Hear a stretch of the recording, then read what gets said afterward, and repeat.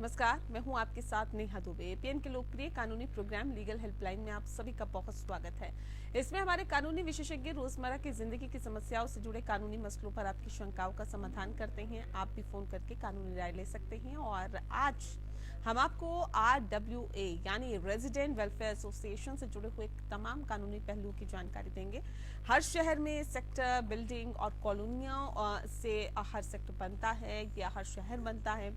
इन sectors और कॉलोनियों में जो देखरेख होती है वो RWA यानी कि रेजिडेंट वेलफेयर एसोसिएशन का अहम रोल इसमें होता है। कॉलोनीज जो होती है उसकी विकास देखभाल को लेकर समाज कार्यक्रम में रेजिडेंट वेलफेयर एसोसिएशन बेहद ही महत्वपूर्ण स्थान रखती है। और शहरों में अपार्टमेंट या कॉलोनी के किसी पॉकेट में रहने वाले लोग बिजली, पानी, सुरक्षा जैसे मसलों के लिए भी निवासियों का एक समूह बनाते हैं। जैसे ऐसे समूह को ही रेजिडेंट वेलफेयर एसोसिएशन या फिर RWA कहते हैं। RWA किसी सोसाइटी में रहने वाले लोगों का एक समूह है और ये उस सोसाइटी के रोजाना के कामकाज पर नजर रखता है। नया रियल एस्टेट कानून कहता है कि डेवलपर प्रोजेक्ट बनाने के बाद ऑक्यूपेंसी सर्टिफिकेट मिलने के कुछ महीने के अंदर ही RWA वहां रहने वाले लोगों को सौंप देना होगा। ये तो ठीक है बुनियादी जानकारी। RWA से जुड़े हुए पहलुओं पर विस्तार से जानकारी देंगे आज हमारी कानूनी विशेषज्ञ इस वक्त हमारे साथ जुड़ गए हैं परमानंद पांडे जी। परमानंद जी, बहुत स्वागत है आपका। जी हाँ, तो परमानंद जी आपको RWA से संबंधित तमाम कानूनी पहलू को समझाने की कोशिश करेंगे। अगर आपका भी कोई सवाल है इस मसले से जुड़ा हुआ तो आप फोन करके कानूनी राय ले सकते हैं। फोन लाइंस खुल चुकी हैं 0120612796 और 0120612796 पर आप हमें कॉल कर सकते हैं। तो परमानंद पांडे जी हमारे साथ लगातार जुड़े हुए हैं। सबसे पहला और सबसे महत्वपूर्ण सवाल सर, RWA क्या होता है, कानूनी परिभाषा इसकी समझाइए। RWA जो आपने इसके बारे में बता ही दिया कि ये रेजिडेंट वेलफेयर एसोसिएशन है। कोई कॉलोनी बनी है और या कोई अपार्टमेंट बना है तो वहां पर सामान्य तौर पर रेजिडेंट वेलफेयर एसोसिएशन होते हैं जो रेजिडेंट के बारे में वो उनके कॉमन जैसे कितनी सड़क होनी चाहिए, कहाँ कार की पार्किंग हो सकती है, कैसे उसके बिजली की व्यवस्था की जाती है, पानी की व्यवस्था की जाती है, इन सारी चीजों को सुविधा प्रदान करने के लिए रेजिडेंट एसोसिएशन बनाया जाता है। वो जो निवासी लोग, जो रहवासी लोग हैं, उनके वेलफेयर के लिए, उनके कल्याणार्थ इसको एसोसिएशन को बनाया जाता है। कई जगहों पर अपार्टमेंट नहीं होते हैं। मान लीजिए कोई कॉलोनी बनी हुई है, उस कॉलोनी में लोग अपने रेजिडेंट वेलफेयर एसोसिएशन बनाते हैं और उनका काम होता है कि आए दिन आप देखेंगे कि कार पार्किंग को लेकर के या किसी और काम पर या कमरे पे के बाहर जो सीढ़ियों पर लोग जो है गमले लगा देते हैं जिससे लोगों का आने जाने का कई और मार्ग अवरुद्ध हो जाता है।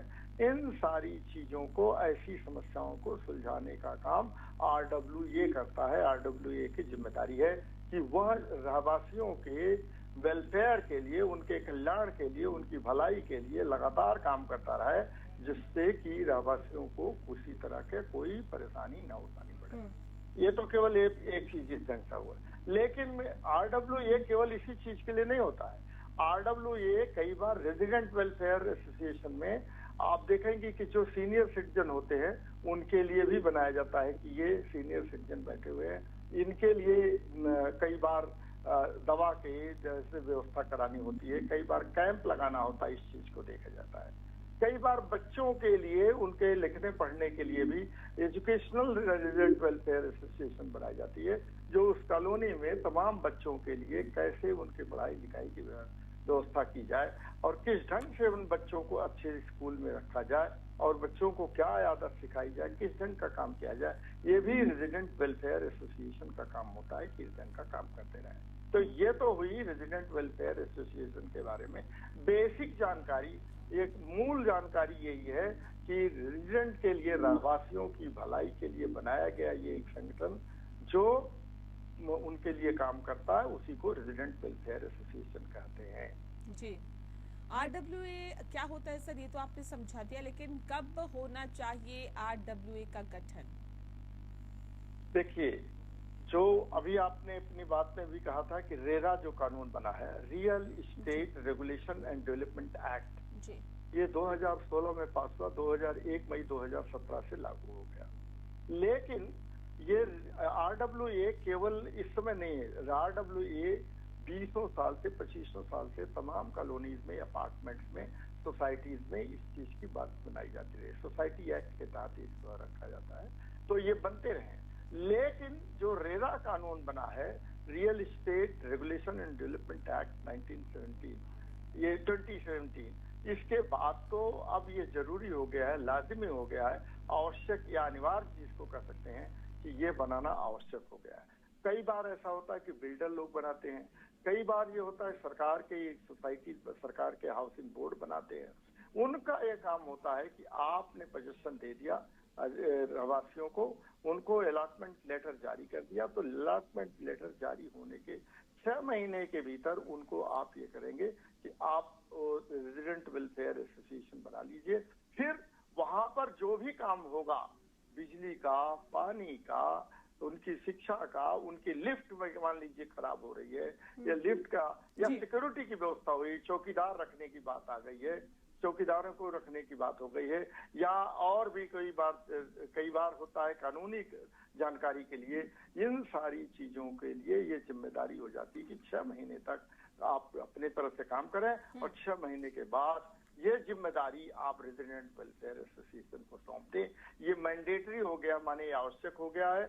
ये निर्देश एक तरह से है रेरा का, 2017 1 मई के बाद ऐसा लागू हो गया है। ठीक है, लेकिन सर इसको बनाने की प्रक्रिया क्या होती है? RWA कैसे बनता है, और जब ये सौंपा जाता है तो उसकी क्या प्रक्रिया रहती है? जी जी, देखिए एक चीज आपको बता दें कि RWA एक सोसाइटी रजिस्ट्रेशन एक्ट और अपार्टमेंट एक्ट के अंतर्गत आता है, 2 तरह का बनाया जाता है। तो इसमें क्या करते हैं आप कि RWA कोई ऐसा नहीं कि स्टैट्यूटरी पावर, यानी इसको कोई संवैधानिक अधिकार नहीं मिला हुआ है। इसका काम यह है कि 7 लोग एक सोसाइटी के मिल करके अपना एक बनाते हैं, उनमें कम से कम 7 लोग होते हैं। 7 लोग अपना बाईलाज तैयार करते हैं, संविधान तैयार करते हैं, और 7 लोगों के संविधान के बाद वो एक फॉर्म मिलता है, जिस फॉर्म को लेकर के रजिस्ट्रार सोसाइटीज के पास उसको जमा करते हैं। 7 लोग तो मिनिमम हो गए, हो सकता है 200 हो सकता है 250 हो सकता है 500 लोग भी रेजिडेंट वेलफेयर एसोसिएशन के सदस्य हो सकते हैं। लेकिन वो जो लोग सदस्य बनते हैं वो तो उसके मेंबर में होते हैं, उनको लेकर के ही तब आप रजिस्ट्रार सोसाइटीज के पास जाएंगे, और रजिस्ट्रार सोसाइटीज के पास आप उसका वेलफेयर एसोसिएशन बनाने के लिए आपको कोई ऑफिस एड्रेस देना पड़ता है, जहां पर कि ऑफिस का पता आपको देना पड़ेगा।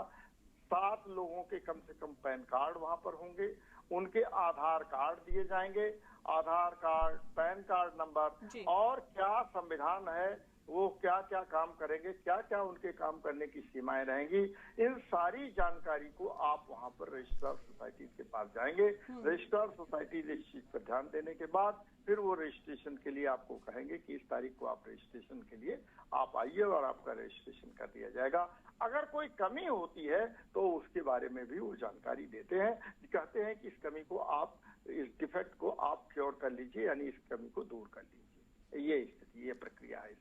लेकिन सर क्या क्या मसले RWA के दायरे में आते हैं, क्या कुछ देखते हैं? अगर RWA का गठन हो जाता है किसी कॉलोनी में, किसी सोसाइटी में, तो क्या कुछ मसले होते हैं जो इनके अंतर्गत आते हैं? देखिए, RWA का जो मसला होता है, सामान्य तौर पर सभी लोग देखते हैं इस चीज को। RWA का मामला जैसे सबसे ज्यादा तो यही दिक्कत होती है, आजकल पार्किंग की समस्या हो गई है। पार्किंग को लेकर के आए दिन झगड़ा होने लगता है, तो RWA के पास जाते हैं। RWA इस चीज को सुनिश्चित कराता है कि देखिए पार्किंग की समस्या इस ढंग से सुलझ सकती है। और मान लीजिए एक कॉमन बिजली की समस्या होती है, जैसे अपार्टमेंट के बाद सीढ़ियों में जो बिजली लगती है, वो उसका RWA का काम है कि वह मेंटेनेंस चार्ज करे, और मेंटेनेंस चार्ज करने के आधार पर उसमें से दे।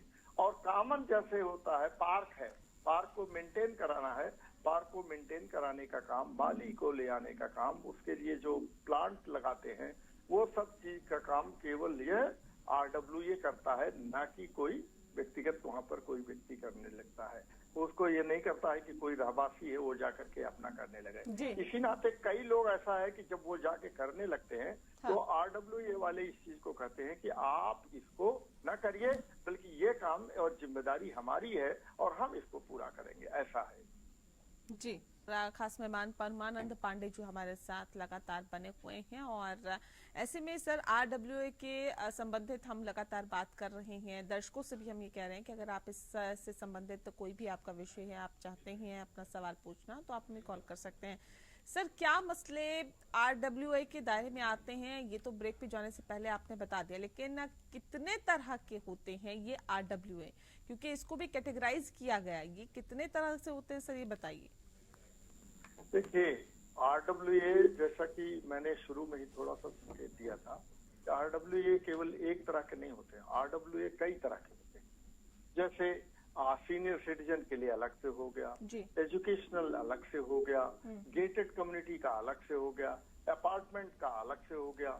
ये सब के सब जो है ये RWA ये जैसे इन्वायरमेंटल, तो वो पर्यावरण से संबंधित RWA बनाए जाते हैं, पर्यावरण का काम वो देखते हैं, उनका काम ये होता है। एजुकेशनल, शिक्षा के उपयोगी जो है इस चीज को देख करके बताया जाता है। लाइब्रेरीज इत्यादि खोलने के लिए सोसाइटी में इस चीज का, तो ये RWA के अंदर आता है। ये रेजिडेंट वेलफेयर एसोसिएशन का काम होता है, ये करें। और ये एक नहीं, ये 6, 7, 8 प्रकार के होते हैं। सबका रजिस्ट्रेशन कराना आवश्यक होता है।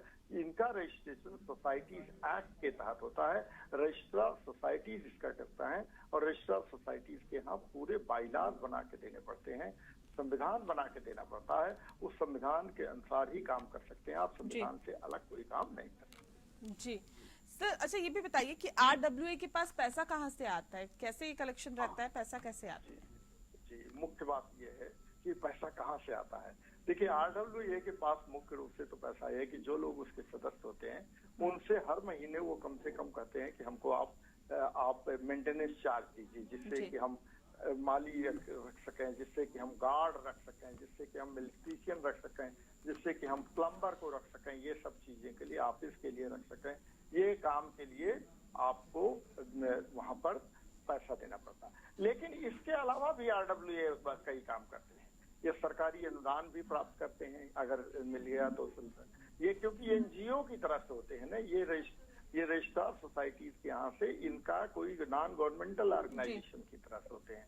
तो ये कई बार कई चीज को मान लीजिए उन्होंने एक मेला लगा दिया, मेला लगा करके कि उसमें कई चीजों को बेचने का हो गया, तो अपनी सोसाइटीज की वो सोसाइटी में वो रख दिया, और वो सोसाइटी में जो आदमी मेला लगाने के लिए आता है, दुकान लगाने के लिए आता है, उससे किराया लेते हैं और कहते हैं कि आप दी। तो 2-3 तरह के, लेकिन मुख्य रूप से सदस्यों से मेंटेनेंस चार्ज के रूप में लिया जाता है, और बाकी और तरीके हैं जिनका के उपयोग करके ये लोग पैसा इकट्ठा करते हैं, और उस पैसे का पूरी तरह से उनको हिसाब देना पड़ता है कि वो कहाँ काम कर रहे हैं। ये नहीं कि मनमाने ढंग से उसके कोई ऑफिस बियर लोग हों, पदाधिकारी लोग हों तो खर्च कर दें, ऐसा नहीं हो सकता है। ये है तरीका इसका। सर, RWA की चुनावी प्रक्रिया क्या रहती है, कैसे चुना जाता है, कैसे बनता है, कैसे चुनते हैं इसे? जी, देखिए, सबसे मुख्य बात ये होती है कि RWA में आजकल तो RWA भी इस चीज से छूटे नहीं रह गए हैं कि गुटबंदी वहां पर भी हो गई। पहले ये होता था कि आमतौर पर कुछ लोग जो है होते थे और कहते थे कि हम वॉलेंटियर कर रहे हैं, हम स्वयं सेवा के लिए अपने को आगे बढ़ा रहे हैं, तो आप हमको चुन लीजिए, और से पहले लोग आपस में मिलजुल करके कर लेते। आजकल मान लीजिए 300, 400, 500 मेंबर हो गए हैं, सदस्य हो गए हैं, तो वहां पर भी गुटबाजी होने लगी है, और लोग कहते हैं कि नहीं, देखिए हम अच्छा काम करेंगे, इस नाते हमारा चुनाव में आप सहयोग दीजिए। तो चुनाव में सहयोग के नाम पर वहां पर वो खड़े होते हैं, एक पद के लिए 4-4, 5-5 उम्मीदवार आते हैं, और उन उम्मीदवारों का काम चयन होता है।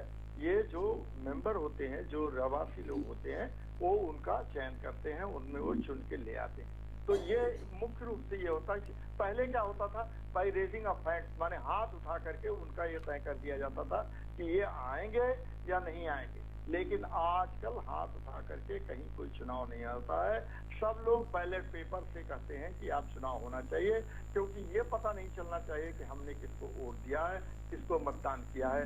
लोग इसको दुश्मनी के रूप में निकालने लगते हैं, लेकिन चूंकि रेजिडेंट वेलफेयर एसोसिएशन का काम है कि लोगों के बीच में सौहार्दपूर्ण संबंध को बनाए रखा जाए, इसलिए वो कहते हैं कि जी बिल्कुल, तो लोगों के बीच सौहार्दपूर्ण संबंध बनाए रखा जाए, इसीलिए वो जो RWA है उसकी तरफ से लगातार कोशिश की जाती है। पैसा कहाँ से आया, कैसे बनता है RWA, इसके बारे में तफसील से जानकारी परमानंद पांडे जी ने हमारे दर्शकों को दी है। आपका बहुत बहुत शुक्रिया पांडे जी, हमारे साथ इस खास कार्यक्रम के माध्यम से जुड़ने के लिए। इसी के साथ लीगल हेल्पलाइन में फिलहाल इतना ही।